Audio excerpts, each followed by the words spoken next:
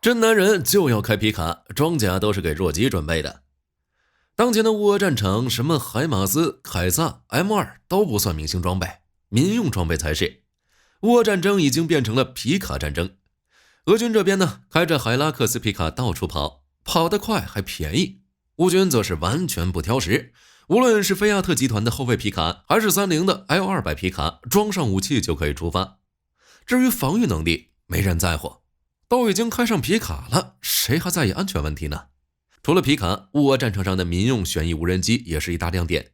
带上手榴弹，无人机就变成了简易轰炸机，飞到哪儿炸到哪儿。如果不管它，地面部队会遭遇重大损失。使用直升机或者战机来处理这些无人机，成本又太高，简直就是战场上的 bug。那么21世纪的乌俄战争为何会变成皮卡战争？这些民用武器在战场能发挥什么作用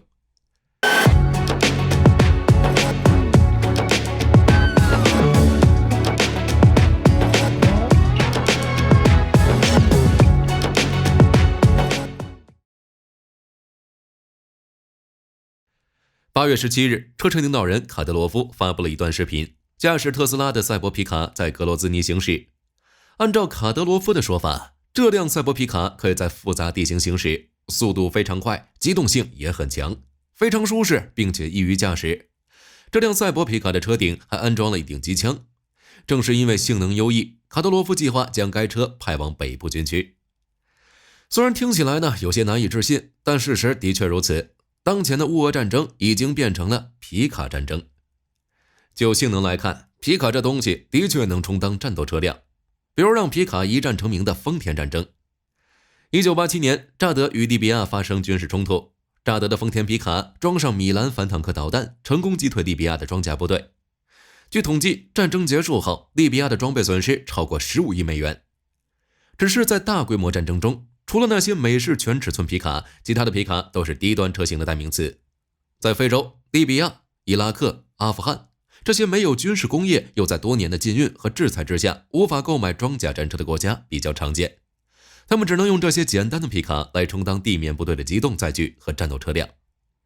但是在21世纪的首次大规模战争中，却看到乌俄双方都在战场部署了一定数量的皮卡充当战斗车辆。那么乌俄双方的皮卡都有哪些型号，在战场上能发挥什么作用呢？俄军这边皮卡的型号相对固定，比如当着普京的面，门把手脱落的 UAZ3163 爱国者军用皮卡备受俄军青睐。爱国者军用皮卡就是在瓦兹的民用 UAZ23632 皮卡上改装的，重要部位都进行了一定的强化，车体空重达到了1吨以上。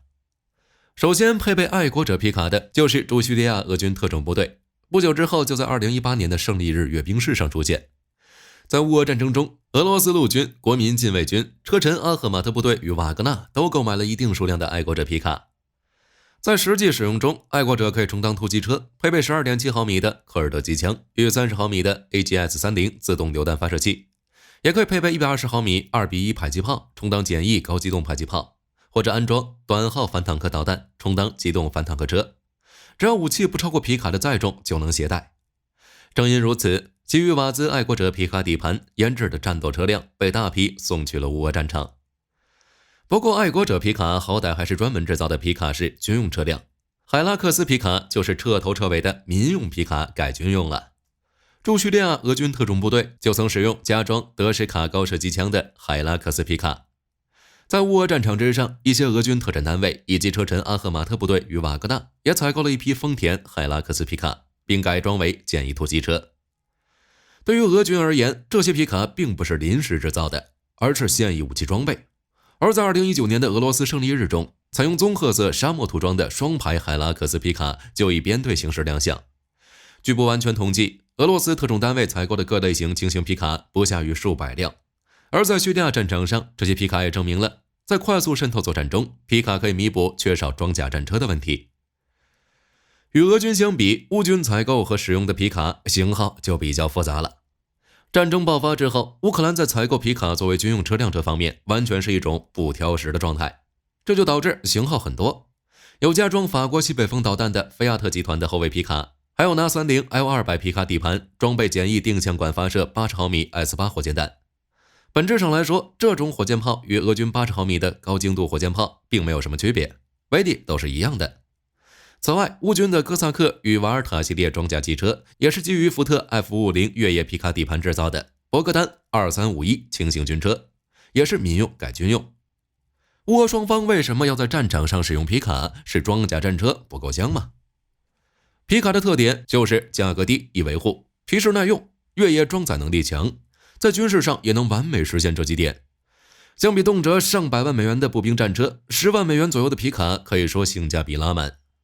皮实耐用兼具越野性能，皮卡的货箱也有较高的扩展能力，大到可以搭载反坦克导弹、高射炮，小到可以站几个士兵拿着 AK 开火。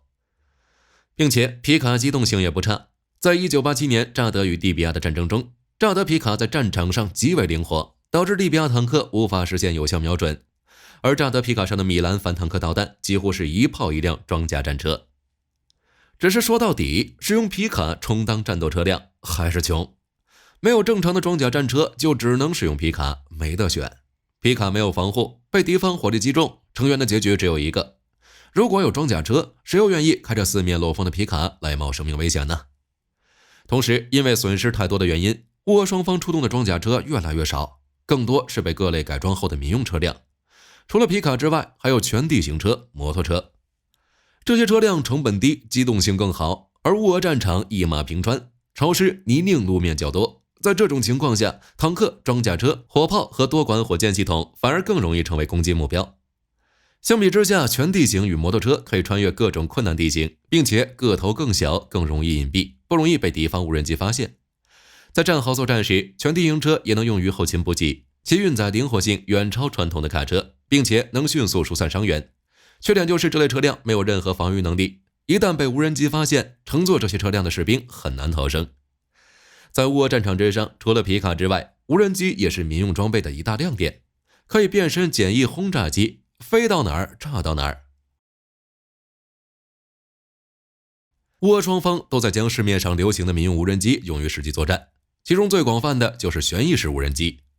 这种无人机在执行任务时具备两种操作模式，人工操作与自主飞行。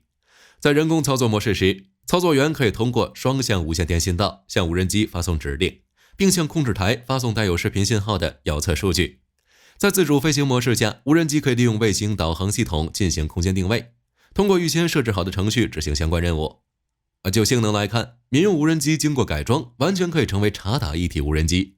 在乌俄战场上，这就是一个 bug。民用无人机的侦察方式就是自带的摄像机，大机则是挂载手榴弹之类的轻型弹药。当然，也可以把载荷换成其他类型。一般情况下，这些民用无人机的任务就是丢炸弹或者投掷小型物资。现在民用无人机产品大多都是塑料或复合材料，动力主要来源于电动马达，飞行时间一般在20到30分钟。虽然时间较短，但是已经足够了。通过挂载手榴弹，无人机可以实现简易轰炸机的效果。不过由于飞行时间的限制，这些民用无人机主要由前线步兵使用。在纵深只有几十公里或者只有几公里的前线战场，这种低空火力的效果非常好。步兵自己很难处理这些无人机，如果派遣直升机或者是战机，成本又太高。民用旋翼无人机的价格非常便宜，比如一般的4旋翼无人机，价格从30美元到2000美元不等。相比较那些上万美元的军用无人机，明显旋翼无人机更有用。至于复杂的电磁环境，乌俄双方都很难实现。对付这种民用无人机，就要使用另外一种民用设备，那就是便携式频谱分析仪。该设备可以在复杂的战场环境中，通过高速射频技术对周边环境进行立体分析。只是一般情况下，便携式频谱分析仪主要用于电信、铁路等领域，核心就是测量一定频率范围内的信号。换而言之，通过该设备，前线士兵可以实时监测无人机活动，从而降低伤亡。而且与无人机一样，这种便携式频谱分析仪价格很便宜，单个设备的价格190美元左右，买得多还有优惠，可以进一步降低至160美元左右，并且可以单兵携带，极为方便。面对同为民用装备的旋翼无人机，频谱分析仪的测量精度也有保证，无人机的威胁大幅度降低。总的来说，乌俄战争虽然是21世纪的冲突，但是由于无人机异军突起，战争形势已经发生了很大的改变，加上冲突时间太长，乌俄双方的武器都处于捉襟见肘的状态，民用装备上战场也没什么好稀奇的。从皮卡上发射的炮弹与装甲战车发射的炮弹在威力上并没有区别。好了，这期视频到这儿就结束了。各位还知道哪些乌俄战场上的民用武器？可以在视频下方留言，大家一起讨论。我是火力军，下期见。